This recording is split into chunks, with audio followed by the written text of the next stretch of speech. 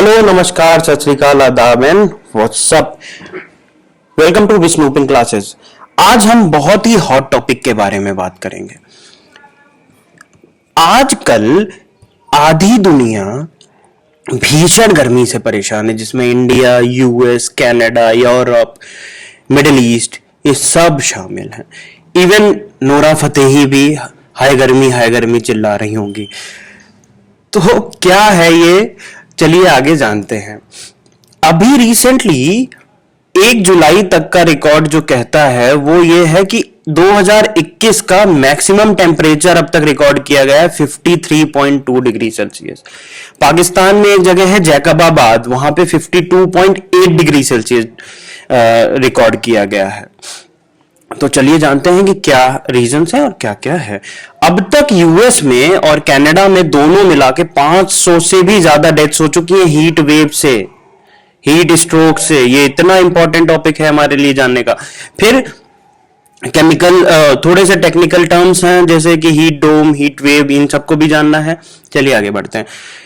Vancouver Canada में एक शहर है, उसके बगल में एक टाउन है लिटन, वहां पे 49.6 डिग्री सेल्सियस टेम्परेचर रिकॉर्ड किया गया है, जो अब तक का बहुत ज्यादा टेम्परेचर है, क्योंकि कनाडा बहुत ही हायर लैटिट्यूड्स में स्थित है और लगभग नॉर्दर्न पोल के आसपास तक उसका स्ट्रेच है, तो इतना ठंडा देश माना जाता है। लेकिन वहां पे भी 49.6 डिग्री सेल्सियस टेम्परेचर नोट किया जा चुका है। कुवैत में एक शहर है जिसका नाम है नुवाई सीब,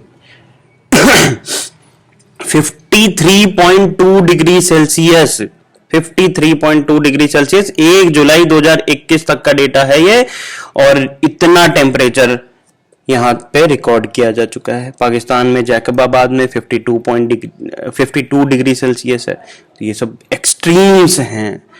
44 के बाद इंसान का दिमाग बंद होने लगता है, उसके शरीर में चेंजेस होने लगते हैं।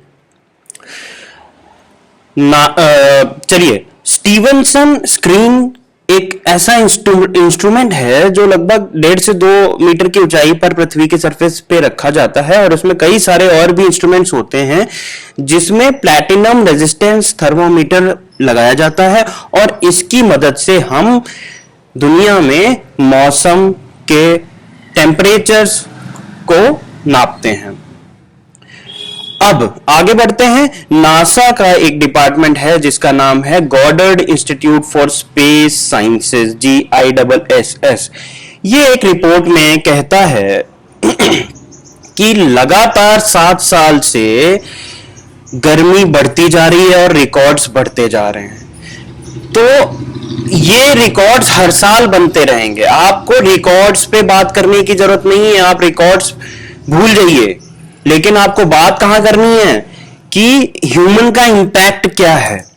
ह्यूमन के इंपैक्ट को बदलते हुए क्लाइमेट चेंज में एंथ्रोपोजेनिक रिस्पॉन्स या एंथ्रोपोजेनिक चेंजेस कहते हैं। तो क्या होता है देखिए, दुनिया में हर बात के 2 पहलू होते हैं। वही सेम यहां पे भी अप्लाई होता है। जैसे जैसे कहते हैं कि क्लाइमेट चेंज में कुछ लोग कहते हैं कि इंसानों का हाथ है और कुछ लोग कहते हैं कि इंसानों का हाथ नहीं है। डोनाल्ड ट्रंप जैसे बेवकूफ लोग भी हैं जो ये कहते हैं कि global warming is not even real, it's just a hoax. तो ऐसे लोग भी हैं। अब हमारे लिए इंपॉर्टेंट है कि एक काम करते हैं, डोनाल्ड ट्रंप को उठाते हैं और कुवैत के नुवाई सीब में घंटा भर बैठा देते हैं बिना एसी पंखे के और धूप में। अब उनसे पूछते हैं कि हाँ भाई, अब बताना जरा, क्या सच में तुम तो एसी में रहते हो, ठंडे देश में रहते हो, तुम कहते हो कि ग्लोबल वार्मिंग रियल नहीं है, तुम पेरिस क्लाइमेट कॉन्फ्रेंस से बाहर हो जाते हो, पेरिस एग्रीमेंट से बाहर हो जाते हो। तो हमारे लिए बहुत इंपॉर्टेंट है कि इस डिबेट में हम जाने कि ये एक्चुअली होता क्या है। तो अब जो ये दूसरे लोग हैं जो ये बोलते हैं ग्लोबल वार्मिंग रियल नहीं है, उनका कहना है कि देखो पृथ्वी जो है ये हर कुछ समय में अपनी एक हीट साइकिल बनाती है। एक बार पृथ्वी बहुत ठंडी हो जाएगी, जिसको हम ग्लेशिएशन या फिर आइस एज भी बोलते हैं, या फिर कूलर पीरियड भी बोलते हैं, कूल पीरियड। और एक बार पृथ्वी डीग्लेशिएट करती है, जिसको हम इंटरग्लेशियल भी बोलते हैं। इसमें पृथ्वी थोड़ा थोड़ा वार्म होने लगती है, और ये पृथ्वी का नेचुरल प्रोसेस है। आज से 20,000 साल पहले आइस एज हुआ करती थी, और फिर धीरे धीरे टेम्परेचर बढ़ना शुरू हुआ, और पिछले 200 सालों से टेम्परेचर बहुत तेजी से बढ़ रहा है। तो इन लोगों का ये मानना है कि आप कुछ भी नहीं कर सकते, आप नेचर की स्केल में बहुत ही छोटे और बहुत ही तुच्छ हैं, आपका इसमें कोई योगदान नहीं है, ना आप अच्छा कर सकते हैं कुछ, ना ही आप इसका बुरा कर सकते हैं। तो पृथ्वी की यह अपनी प्राकृतिक साइकिल है, और ये अपने आप करेगी, अपने आप ठीक हो जाएगी। तो आप अपने आप को बहुत बड़ा महान मत समझो, ये उनका मानना है। आप किस ओपिनियन में है, कमेंट करके नीचे बताइए। अब तक का पृथ्वी पर मैक्सिमम जो टेम्परेचर रिकॉर्ड हुआ है वो है डेथ वैली, कैलिफोर्निया में। कैलिफोर्निया जो कि यूएस में है, सेंट्रल अमेरिका में है, के आसपास वाला रीजन है, वहां पे 56.7 डिग्री सेल्सियस रिकॉर्ड हुआ है अब तक का, जो मैक्सिमम है। 1913 में 56.7 डिग्री सेल्सियस अब तक का मैक्सिमम इस प्लैनेट पर रिकॉर्डेड है। इंडिया की बात करें तो फलोड़ी नाम की एक जगह है राजस्थान में, और चूरू उसी के बगल में एक जगह है, वो भी राजस्थान में ही है। तो ये दोनों जगह पर 51 और 50.2 डिग्री सेल्सियस रिकॉर्ड किया गया है 2016 में। ये मैक्सिमम है इंडिया का। चलो, इंडिया तो ट्रॉपिकल कंट्री है, मान सकते हैं कि इतना टेम्परेचर हो सकता है, और ठीक है। पर क्या हम ये मान सकते हैं सीमोर आइलैंड जो एंटार्क्टिका में 2020 में लगभग 21 डिग्री सेल्सियस टेम्परेचर नोट किया गया है। सीमोर आइलैंड, अंटार्कटिका सिर्फ बर्फ से ढका हुआ है, वहां पे भी इतनी ज्यादा गर्मी बढ़ रही है। तो अब भी हम क्या कहेंगे कि ग्लोबल वार्मिंग रियल नहीं है। हालांकि ये जो ग्लेशिएशन और डीग्लेशिएशन का जो दौर है, ये भी नेचुरल है, ये भी होता है, लेकिन इसमें कहीं ना कहीं इंसानों का एक बहुत बड़ा रोल है। 800 करोड़ लोगों की पॉपुलेशन का बहुत बड़ा रोल है, और अगर हम इसको नहीं सही करते हैं, नहीं जल्दी इस पे ध्यान देते हैं, तो बहुत ज्यादा भुगतना पड़ सकता है हमको।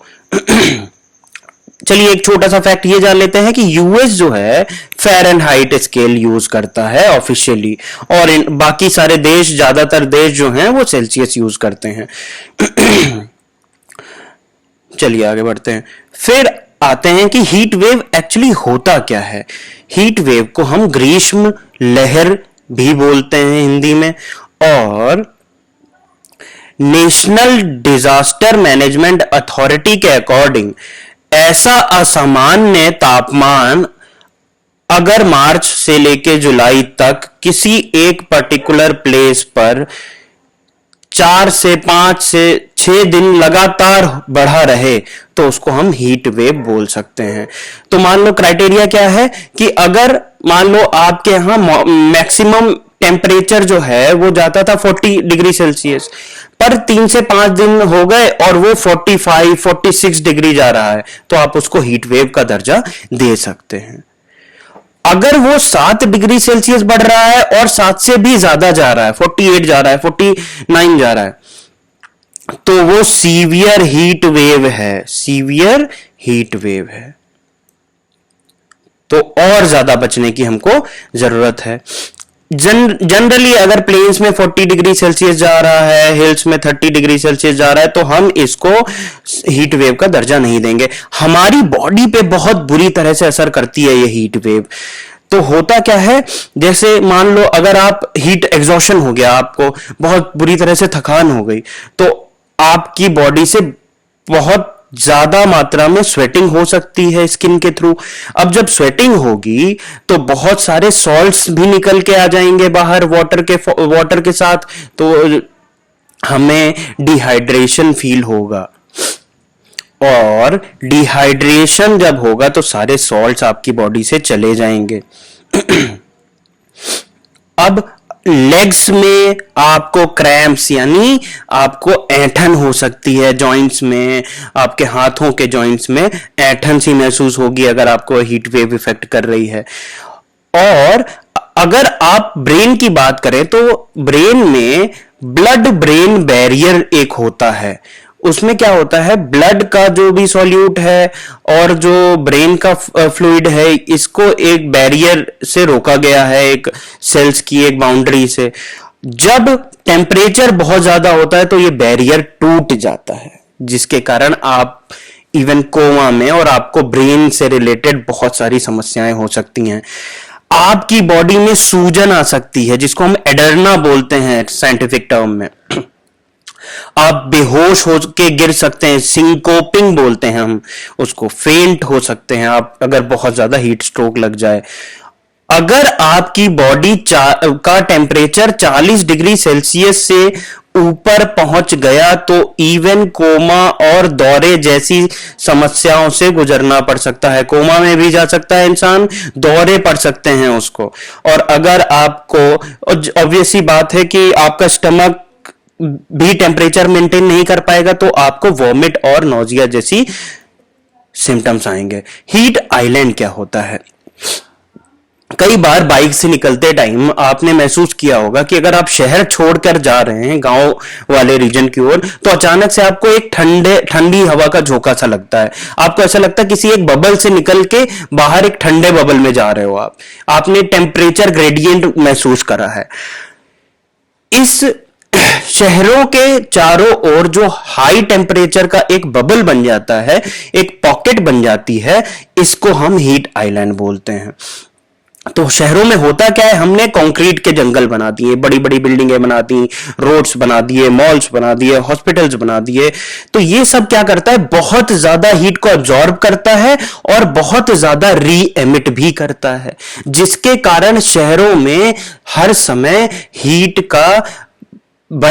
बनी रहती है।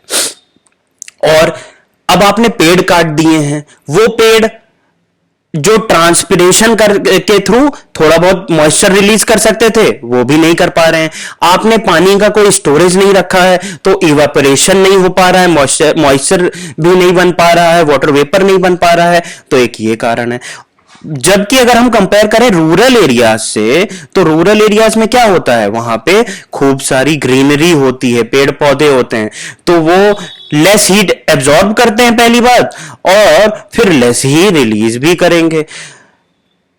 पर एक और बात है, वहां पे प्लांट्स बहुत ज्यादा हैं तो वो ट्रांसपिरेशन करते हैं। वहां पे झीलें होंगी, पॉन्ड्स, तालाब, नदियां, ये सब भी होती हैं, तो वो इवेपोरेशन भी बहुत करते हैं, तो उसके कारण ठंडा होता है। तो जब हम हाई कंसंट्रेशन वाले एरियाज में, चाहे वो छोटे टाउन हो चाहे बड़े शहर हो, वहां पे जाते हैं तो हमको हाई टेम्परेचर का एक पूरा पॉकेट, एक बबल मिलता है, जिसको हम हीट आइलैंड के नाम से जानते हैं। अब आते हैं, एक बहुत इंपॉर्टेंट टॉपिक है, हीट डोम क्या होता है। डोम का मतलब होता है गुंबद।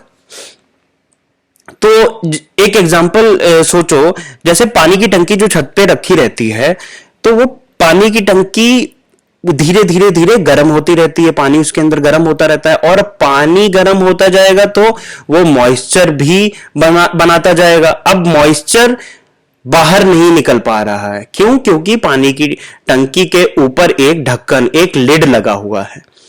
अब वो लिड आप हटाओगे नहीं तो वो पानी गर्म होता ही जाएगा। सेम ऐसा ही हमारे एटमॉस्फेयर में होता है। जब एयर का एक बहुत बड़ा पिंड, एयर का एक बहुत बड़ा, कई हजारों किलोमीटर में फैला हुआ एक पिंड चारों तरफ से ट्रैप हो जाता है, चारों तरफ से फंस जाता है, और उस पे ऊपर से, इधर से, उधर से, दाएं बाएं से, हर जगह से बहुत ज्यादा प्रेशर लगता है, और प्रेशर के कारण वो एयर जो है कंप्रेस होने लगती है।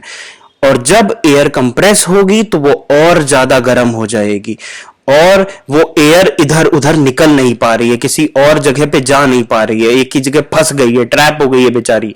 अब वो गर्म होने लगेगी। अब जब वहां पे गर्म हो जाएगी तो वो सरफेस को और गर्म करेगी, और सरफेस पे रहते हैं हमारे जैसे आपके जैसे जीव। तो ये जीव गर्मी से परेशान होने लगेंगे और इनकी मौतें होने लगेंगी, जैसे यूएस और अमेरिका में हुआ है। अब इसकी टेक्निकल डेफिनेशन जान लेते हैं कि National Oceanic and Atmospheric Administration कहता है कि heat dome is created when strong high pressure atmospheric conditions plus weather patterns like La Nina. La Nina एक बहुत ही कॉम्प्लेक्स टॉपिक है, इसको हम डिटेल में अगले टॉपिक में पढ़ेंगे क्योंकि अभी बहुत लंबा हो रहा है वीडियो। तो creating vast areas of heat that get trapped under the pressure called dome. तो आप इस डायग्राम से भी देखो कि एटमॉस्फेयर है आपका, वार्म एयर की हल्की होती है और ये ऊपर की ओर जाती है। ये बेचारी ऊपर गई पर यहां पर इसको हाई प्रेशर मिल गया, और ये प्रेशर, ये वाली हवाएं इसको आने ही नहीं दे रही है नीचे। अब बोल रही है कि नीचे ही रहो तुम, ट्रैप कर लिया। ये इधर भी नहीं जा सकती और ये इधर भी नहीं जा सकती। अब ये बीच में ट्रैप हो गई, इधर से भी प्रेशर आ रहा है, इधर से भी प्रेशर आ रहा है। अब प्रेशर के कारण ये क्या हो रही है, कंप्रेस हो रही है, कंप्रेस, दब रही है। अब जब ये कंप्रेस होगी तो कन्वेक्शन के थ्रू ये फिर से बहुत ज्यादा गर्म हो जाएगी। अब ये एक ऐसा डोम बन गया है, ऐसा गुंबद बन गया है जो कि बहुत ज्यादा गर्म है। अब इस रीजन में पाया जाने वाला कोई भी देश हो वो और कोई भी जीव हो, वो बहुत ज्यादा गर्मी से परेशान हो जाएगा। इसको हीट डोम बोलते हैं। So thank you for watching this video. Have a nice day. जय हिंद।